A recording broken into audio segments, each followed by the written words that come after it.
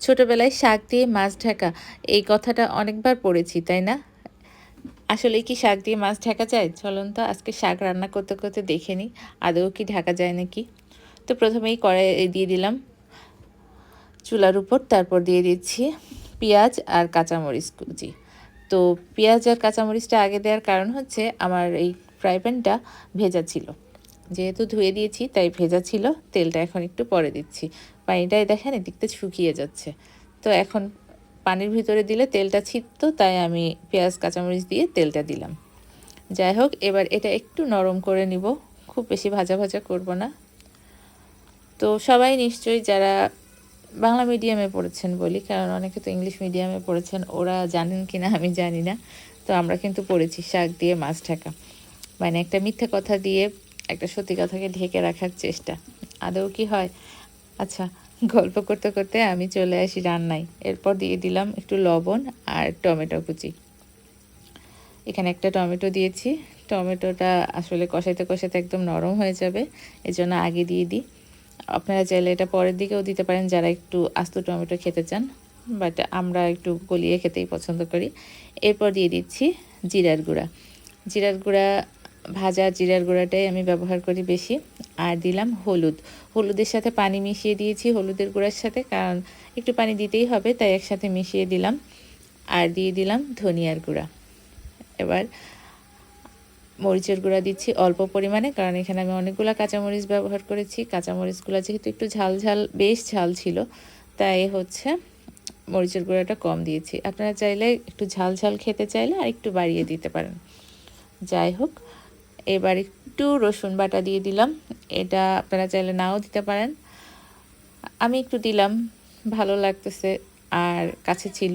সব সময় মাছ রান্নাতে দেই না, তবে একটু দিলাম, ভালো লাগে মাঝে মাঝে। এটা ভালো করে এখন কষিয়ে নিয়ে এর মধ্যে দিয়ে দিব মাছ। আমি হচ্ছে বাংলাদেশের জাতীয় মাছ পাঙ্গাস মাছ রান্না করব। হ্যাঁ, একটু ফান করলাম। এটা বাংলাদেশের জাতীয় মাছ না, আপনারা সবাই জানেন, তবে পাঙ্গাসই হওয়া উচিত। পাঙ্গাস মাছ যেই সস্তা, সবাই কিনতে পারে এটা। যাই হোক, আমার বাসায় পাঙ্গাস মাছ সবাই খুব পছন্দ করে। তো যেহেতু এক পিস পাঙ্গাস মাছে হয় না, অনেকগুলা করেই খায়, সেজন্য বেশ পরিমাণে পাঙ্গাস মাছ নিয়ে নিয়েছি। এখন এই মাছগুলা একটু কষিয়ে নিব,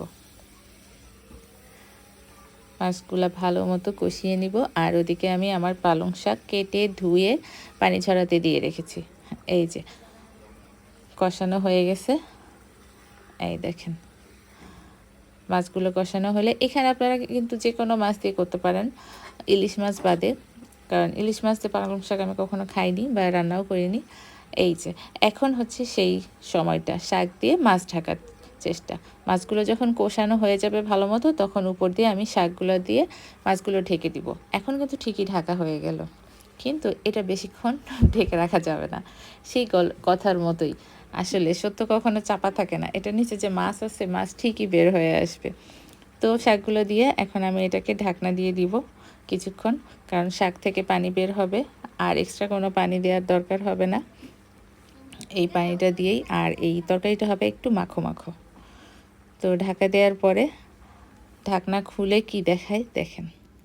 এই যে 3 থেকে 4 মিনিট ঢাকনা দেওয়ার পরে দেখেন মাছগুলো বের হয়ে গেছে, শাকগুলো চুপসে গেছে।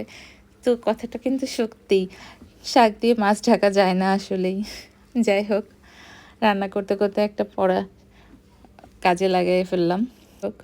এবার হচ্ছে এভাবে পরিবেশন করলাম শাক দিয়ে মাছ রান্না করা। পালং শাক দিয়ে মাছ কিন্তু খুবই মজা লাগে। রুই মাছ, কাতল মাছ, পাঙ্গাস মাছ, যে মাছই করেন না কেন খুব ভালো লাগে। পালং শাক তো আমার খুবই পছন্দের শাক। আপনারা সবাই এভাবে রান্না করবেন। সবাই সুস্থ থাকবেন, ভালো থাকবেন, আশা করি আমার সাথেই থাকবেন, দোয়া করবেন। আল্লাহ হাফেজ।